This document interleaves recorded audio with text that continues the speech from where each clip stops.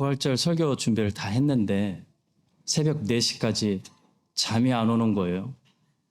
그래서 이 설교를 해야 되겠다라는 불이 있어서 답답한 마음에 새벽에 바꿨습니다. 그래서 오늘 이 말씀으로 하나님께서 여러분들 치료해 주실 줄로 저는 믿습니다. 회당장과 혈루증 여인 이야기예요. 마태는 마태복음 8장과 9장에 예수님께서 행하신 10가지 이적들을 기록해 놓았는데요. 그 중에서 7번째 이적과 8번째 이적이 이 이야기입니다. 정리를 해보면 혈루증 여인 고치시는 사건이 7번째 이적이고 야이로의 딸을 살리는 사건이 8번째 이적이 되겠습니다. 마태는 회당장의 이름을 언급하고 있지 않지만 우리는 이 회당장이 야이로라는 사실을 다른 복음서를 통해서 듣게 됩니다. 야이로의 죽은 딸을 고쳐 가러 가시는 길에 12년 동안 피를 흘렸던 이 혈루증 병으로 고생하던 여인을 고쳐주시는 이 사건은 우리에게 어떤 예수님을 또 대해서 말씀을 할까요? 3가지만 오늘 빨리 나누도록 하겠습니다. 첫 번째로 우리 주님은 다 감당하셨기 때문에 우리도 다 감당해야 된다라는 사실입니다. 주님의 일꾼이라면 다 감당하려고 해야 됩니다. 나는 여기까지만 하겠습니다. 그 일은 제 담당이 아닙니다. 라고 얘기하면 주님의 일꾼이 아니라는 거죠. 하나님의 종이라면 하나님이 맡기시는 명령하시는 모든 일을 다 감당해야 됩니다. 교회의 모든 일을 다 감당하겠습니다. 하나님 나라의 모든 일을 감당하겠습니다라는 그 종의 태도를, 종의 마음가짐을 가지고 있어야 된다는 거죠. 오늘 본문은 꽈배기처럼 한 이야기가 다른 이야기와 이렇게 얽혀있는 이야기입니다. 샌드위치 본문이라고도 하죠. 한 이야기가 마무리되고 다른 이야기가 시작되는 것이 아니고 한 이야기가 진행되고 있는데 다른 이야기가 쳐들어와가지고 꽈배기처럼 얽혀있는 그런 본문입니다. 이 사실이 우리에게 교회는 어떤 곳인지 보여줍니다. 이 사실이 주님의 사역이라는 것, 주님의 일을 한다는 게 어떤 특징을 가지고 있는지를 보여줍니다. 주님의 일은요, 순서대로 기다려주지 않는다는 것이에요. 주님의 일은 서로 얽혀있고 복잡하고 동시다발적으로 터지는 그런 일들이 많다는 겁니다. 그게 교회예요. 교회 일들은 서로 얽혀서 일어나고요. 동시다발적으로 일어나기 때문에 동시에 다 감당해야 될 것을 우리에게 요구합니다. 한 가지 일이 다른 일이 끝날 때까지 나이스하게 기다려주지 않는다는 거죠. 이 혈루증 여인은 너무 급하기 때문에 자기 차례 못 기다립니다. 인터셉트 하는 거죠. 그러면 혈루증 여인도 고쳐줘야 되고 야이로의 딸도 살리러 가야 한다는 것입니다. 그것이 우리 주님이 감당하신 모습이에요. 우리 주님의 모습이고 주님의 몸된 교회도 주님의 본을 따라서 실천해야 되는 모습입니다. 주님의 많은 일들이 동시다발적으로 일어난다고 해서 거절하지 않으셨습니다. 난 지금 야이로의 집으로 가고 있으니까 지금은 너를 고칠 수 없다. 거절하지 않으셨어요. 다 감당하셨어요. 주님은 사실 야이로에게도 인터셉트 당하셨던 겁니다. 주님이 이 야이로의 딸, 야이로가 자기 딸 살려달라고 주님께 부탁했을 때 주님은 다른 일을 하고 계셨어요. 어떤 일을 하고 계셨을까요? 18절은 이렇게 말씀합니다. 예수께서 이 말씀을 하실 때에 한 관리가 와서 절하 이르되 내 딸이 방금 죽었사오나 오셔서 그 몸에 손을 얹어 주소서. 그러면 살아나게 했나이다. 예수께서 요한의 제자들의 불평을 다 받으시고 요한의 제자들을 가르쳐주고 계실 때에 새로운 사역이 인터셉트해서 요청돼 들어왔다는 겁니다. 그리고 그 야이로의 요청 들어주러 가는 길에 우리 주님은 혈루증 여인의 요청 인터셉트 당하시고 혈루증 여인 고치셨다는 거예요. 마태복음 9장만 봐도요, 우리 주님이 얼마나 많은 일들을 감당하고 계시는지 알 수 있습니다. 우리 주님은 다 감당하셨습니다. 다 감당하셨습니다. 이건 내 담당이 아니구나. 나중에 와라 라고 말씀하신 적이 한 번도 없었다는 거예요. 주인이 이렇게 뛰어다니시는데 종들이 걸어 다닐 수 있나요, 여러분? 예수 그리스도의 종 사도 바울은 어떻게 살았을까요? 사도 바울의 삶을 추적해 보면 사도 바울은 한 번도 걸어 다닌 적이 없어요. 사도 바울은 표대를 향해서 늘 달려가고 있습니다. 빌립보서 3장 12절부터 14절. 내가 이미 얻었다 함도 아니요 온전히 이루었다 함도 아니라 오직 내가 그리스도 예수께 잡힌 바 된 그것을 잡으려 달려가노라. 형제들아, 나는 아직 내가 잡은 줄로 여기지 아니하고 오직 한 일, 즉 뒤에 있는 것은 잊어버리고 앞에 있는 것을 잡으려고 표대를 향하여 그리스도 예수 안에서 하나님이 위에서 부르신 부름의 상을 위하여 달려가노라. 많은 사람들이 바울이 여기서 말하는 표대가 로마라고 생각하고 스페인이라고 생각하는데요. 바울의 표대는요, 그의 주인 예수 그리스도였습니다. 바울은 예수 그리스도가 달려가시고 그 수많은 일들을 감당하셨기 때문에 예수 그리스도의 종이기 때문에 예수님이라는 표대 바라보고 달려간다는 거예요. 여전히 달리고 있다는 거예요. 바울이 지금 빌립보서를 썼을 때는 터키 전도 다 했을 때입니다. 그리스 전도 다 끝났을 때예요. 바울은 여기서 멈춰도 돼요. 은퇴해도 돼요. 바울은 어마어마한 일을 이미 많이 한 사람이에요. 근데 바울의 표대는 로마가 아니라 예수 그리스도였기 때문에 나는 여전히 달려가노라. 나는 아직 내가 잡은 줄로 여기지 않는다. 내가 지금까지 한 일은 뒤에 있는 것으로 잊어버린다 라고 말했던 것입니다. 또 바울이 디모데후서 4장 7절에서 얘기해요. 나는 선한 싸움을 싸우고 나의 달려갈 길을 마치고 믿음을 지켰다. 바울은 자기 인생을 달려갈 길로 다 감당해야 되는 것으로 봤습니다. 왜 바울이 지체하지 않고 천천히 하지 않고 쉬면서 하지 않고 저렇게 달려갔을까요? 바울이 섬기는 예수 그리스도가 다 감당하시는 충성스러운 종이었기 때문입니다. 사도 요한이 말합니다. 주님이 이 땅에서 얼마나 많은 일들을 감당하셨는지, 얼마나 달리셨는지 요한복음에 이런 기록을 해놨어요. 예수께서 행하신 일 이외에도 많으니 만일 낱낱이 기록된다면 이 세상이라도 이 기록된 책을 두기에 부족할 줄 아노라. 오늘 본문을 통해서 우리는 아주 잠시 한 부분을 보고 있는 거예요. 우리가 예수 그리스도의 종이라면요, 우리도 바울처럼 살 수밖에 없습니다. 동시다발적으로 일어나더라도 다 주님의 일을 주님 제가 감당하겠습니다. 순종할 수밖에 없다는 것이에요. 우리 교회만 봐도 우리가 해야 될 일들이 너무나 많습니다. 뉴질랜드 보고 호주 보면 마음이 답답합니다. 할 일이 너무나 많습니다. 근데 우리가 예수 그리스도의 종이라면 주님 다 감당했습니다 라고 얘기해야 된다는 거죠. 겁먹지 말고 바울과 같은 이런 믿음의 고백을 해야 됩니다. 내게 능력 주시는 자 안에서 내가 모든 것을 할 수 있느니라. 정말 바울은 모든 것을 감당했어요. 주님께서 능력을 주셨기 때문에.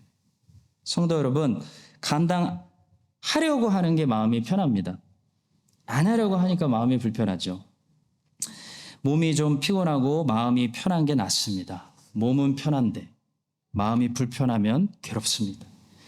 하나님은 사랑하시는 자에게 잠을 주신다고 하는데요. 가만 보니까 그 말씀이 진짜 진리인 게요. 하나님이 사랑하시는 자는 하루 종일 쓰시기 때문에 잠을 깊이 잘 수밖에 없습니다. 누우면 자는 거예요. 왜 잠이 안 올까요? 에너지가 남아서 그렇죠. 주의 영광을 위해 주의 나라를 위해 쓰지 않으니까 밤에 에너지가 넘치는 거예요. 성도 여러분, 우리 주님은 요한의 제자들에게 진리를 가르쳐 주시는 일, 야율의 죽은 딸을 살리러 가시는 일, 혈루증 여인 병 고쳐 주시는 일, 이 동시다발적으로 일어나는 이 꽈배기 같은 일들을 다 감당하셨습니다. 주님은 이 많은 일들을 감당하시면서 몸은 피곤한데 마음은 정말 행복하셨을 것 같아요. 행복한 예수님. 배드 뉴스들을 굿 뉴스로 바꿔주시는 행복한 예수님. 여러분과 저도 그런 행복한 사역자들. 몸은 피곤한데, 누우면 자는데, 하루에 커피 3잔 이상 마셔야 되는데 마음은 늘 행복한, 갈 곳마다 배드 뉴스를 굿 뉴스로 바꿔주는 예수님을 닮은 그런 사도 바울과 같은 삶을 사시기를 주님의 이름으로 간절히 축복합니다. 두 번째입니다. 본문을 통해 우리는 예수님의 충만한 은혜를 보게 된다는 것이에요. 한번 따라해 보시겠습니다. 충만한 은혜. 네, 충이 중요해요. 충만한 은혜. 충만이라는 단어는 정말 기독교적인 단어예요. 밖에서 잘 안 쓰는 단어예요. 음식이 나왔는데 아이고 음식이 충만하네 라고 안 하죠. 교회 안에서 쓰는 단어입니다. 충만이라는 것은 full이 아니라 overflowing, 넘치는 상태를 말하죠. 우리가 주님의 은혜를 생각할 때 본문에서 보게 되는 것은요, 우리 주님의 은혜가 그냥 보통 은혜가 아니고 딱 채워지는 은혜가 아니고요, 흘러 넘치는 충만한 은혜라는 것을 보게 되는 것이에요. 본문에 보시면 혈루증 여인이 주님의 옷자락만 만지고도 모든 병이 싹 났습니다. 주님이 다른 병자들처럼 이 여인을 주목하시거나 그 여인에게 말씀하시거나 뭐 안수를 통해서 고치신 게 아니었어요. 주님은 이 여인을 주목하고 계시지도 않았어요. 주님은 물론 모든 것을 아시지만 야이로의 딸을 향해 가고 있었어요. 자, 그런데도 이 혈루증 여인이 믿음을 가지고 주님과 접촉하는 순간, 정확히 얘기하면 주님도 아니에요. 주님의 옷자락과 접촉하는 순간, 주님의 충만한 은혜가 즉시 이 여인에게 흘러들어가서 이 여인을 완전히 낫게 했다는 것이에요. 왜 그랬을까요? 주님의 은혜는요, 넘쳐 흐르는 은혜이기 때문이에요. 충분하다는 거예요. 약수터에 가서 물이 쫄쫄 나오는 약수터에서 사람들이 줄을 서 있잖아요. 한 사람씩. 그런 거를 생각하면 안 돼요. 반대로 광야에서 모세가 바위를 쳤을 때 물이 터져 나와서 막 강을 이뤘던 것처럼 그런 걸 생각해야 됩니다. 물이 모세가 친 바위처럼 터져 나오면 그때부터 줄을 설 필요가 없는 거예요. 왜냐하면 물이 터져 나오기 때문에, 넘치기 때문에, 다시 말해 충분하기 때문에 줄 설 필요가 없어요. 내 차례를 기다릴 필요가 없다는 거예요. 200만 명이 줄 설 필요 없었어요. 동물들도 한꺼번에 다 같이 들어가요. 이 바다 같은 은혜 다 같이 달려들어서 닥치는 대로 물을 들이켰다는 것입니다. 민수기 20장 11절이 모세가 그의 손을 들어 그의 지팡이로 반석을 2번 치니 물이 많이 솟아나오므로 회중과 그들의 짐승이 마시니라. 줄 안 썼다는 겁니다. 여러분, 하나님의 은혜를 줄 서야 되는, 내 차례를 기다려야 되는 그런 약수터에서 쫄쫄쫄쫄 나오는 정도로 생각하면 우린 너무 불행한 사람들이에요. 하나님의 은혜는 모든 사람들을 마시게 하고 남을 정도로 흘러가는 충만한 은혜라는 것입니다. 그래서 하나님께서 이 땅에 왕 같은 제사장 되는 크리스찬을 축복하면 절대 크리스찬만 복 받지 않아요. 크리스찬이 속해 있는 공동체도 복 받아요. 하나님의 은혜가 넘쳐 흐르기 때문이에요. 예수님의 옷자락만 만져도 모든 병이 나을 수 있을 정도로 예수님은 은혜가 충만했습니다. 사도 요한이 이렇게 말하죠. 우리가 다 그의 충만한 데서 받으니 은혜 위에 은혜로라. 사도 요한은 그냥 은혜라고 부르지 않았습니다. 은혜는 예수님의 은혜를 설명하기에 적합하지 않아요. 우리가 충만한 데서 받으니 은혜 위에 은혜로라. 자, 오늘 이 본문과 굉장히 비슷한 사건이 구약에도 있습니다. 열왕기하 13장에 보시면요, 엘리사가 죽었는데 엘리사의 시체를 묻는 그 묘실에 어떤 사람들이 우연히 다른 사람의 시체를 던졌더니 엘리사의 뼈에 닿은 시체들이 다시 회생하여 일어섰다고 말하는 그런 놀라운 본문이 있습니다. 열왕기하 13장이에요. 엘리사가 죽으니 그를 장사하였고 해가 바뀜에 모압 도적대들이 그 땅에 온지라 마침 사람을 장사하는 자들이 그 도적대를 보고 그의 시체를 엘리사의 묘실에 들이던지매 시체가 엘리사의 뼈에 닿자 곧 회생하여 일어섰더라. 신기하죠? 이 본문 이전에 엘리야가 하늘로 올라가면서 옷을 떨어뜨리고 옷을 남겨두고 갔는데요. 엘리사가 그 엘리야가 남긴 옷 받아가지고 강을 쳤습니다. 그랬더니 강이 어떻게 됐죠? 강이 쩍쩍 갈라지는 역사가 일어났어요. 열왕기하 2장입니다. 엘리야의 몸에서 떨어진 겉옷을 주워가지고 돌아와 요단 언덕에 서서 엘리야의 몸에서 떨어진 그의 겉옷을 가지고 물을 치며 이르되 엘리야의 하나님 여호와는 어디 계시니까 하고 그도 물을 치매 물이 이리저리 갈라지고 엘리사가 건너니라. 신약에도 이런 비슷한 일이 있었습니다. 하나님께서 바울이라는 사람을 통해서 엄청난 은혜를 바울이 가는 곳마다 베푸셨는데요. 막 죽은 유두고 청년도 살려내고 했는데요. 더 놀라운 것은 사람들이 나중에는 바울의 몸에서 나온 손수건이나 앞치마를 가져다가 병든 사람들에게 얹었더니 그 병이 떠나가고 악기도 떠났다. 귀신도 떠나갔다라는 놀라운 본문을 이렇게 말씀합니다. 하나님이 바울의 손으로 놀라운 능력을 행하게 하시니 심지어 사람들이 바울의 몸에서 손수건이나 앞치마를 가져다가 병든 사람에게 얹으면 그 병이 떠나고 악기도 나가더라. 여러분, 엘리야의 겉옷, 엘리사의 뼈, 사도 바울의 손수건과 앞치마, 우리 주님의 옷자락, 이 모든 것이 스페셜한 걸까요? 이 모든 것이 지금 무엇을 얘기하고 있죠? 바로 하나님의 은혜가 충만하게 넘쳐 흐른다는 것을 말씀하고 있는 것입니다. 그 모든 능력의 원천은 하나님이에요. 그 소스는 하나님이에요. 옷이 중요한 게 아니에요. 뼈가 중요한 게 아니에요. 하나님이에요. 엘리야가 원천이 아니고 엘리야의 옷이 특별해서도 아니고 엘리사의 뼈가 특별해서도 아니고 바울의 손수건과 앞치마가 특별해서도 아니고 심지어 예수님의 옷자락도 스페셜해서가 아니었어요. 모든 은혜의 원천이 아버지 하나님으로부터 충만하게 내려오는데 하나님의 은혜가 너무 충만하다 보니까 그 부어주시는 은혜가 엘리야의 그릇을 다 채우고 넘쳐 흘러서 엘리야가 입었던 옷만 만져도 강이 쩍쩍 갈라졌다.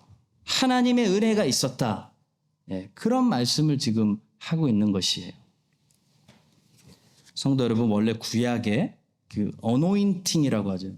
기름 부음이라는 것은 온 몸을 적시는데 포인트가 있는 것이 아니고 머리에 하는 겁니다. 머리에 기름 붓는 게 중요한 거예요. 자, 그런데 이 기름 부음이 항상 어땠냐면 머리에 기름을 부으면 이 기름이 너무 충분했기 때문에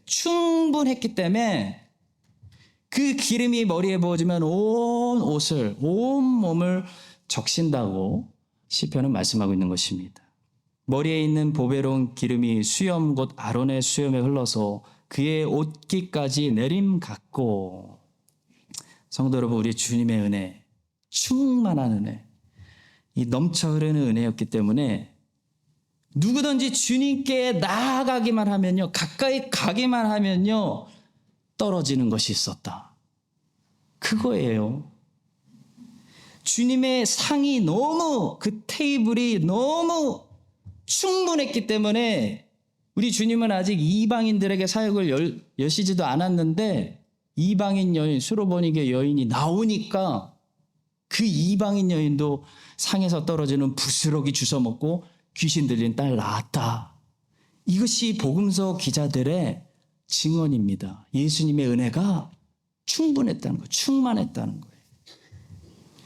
그렇다면 주님의 은혜가 60억 인구를 다 채우기에 충분한데도 왜 많은 사람들이 주님의 충만한 은혜를 받지 못하는 것을 우리는 보게 됩니까?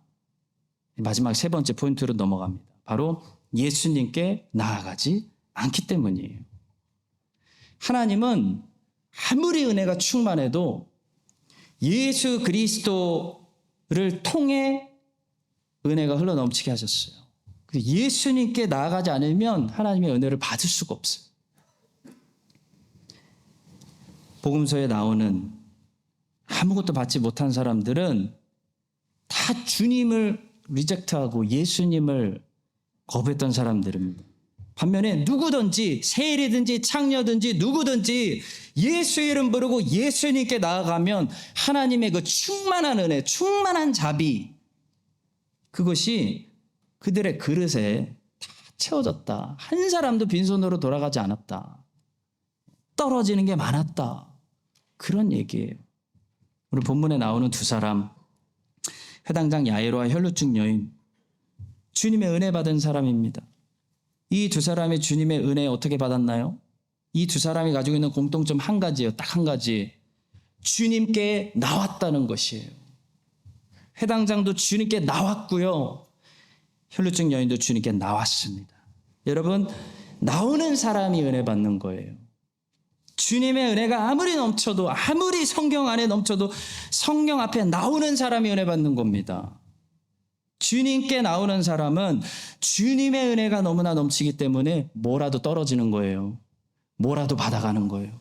주님은 주님을 찾고 주님께 두드리고 주님께 간구하는 자에게 절대 빈손으로 돌려보내시지 않습니다.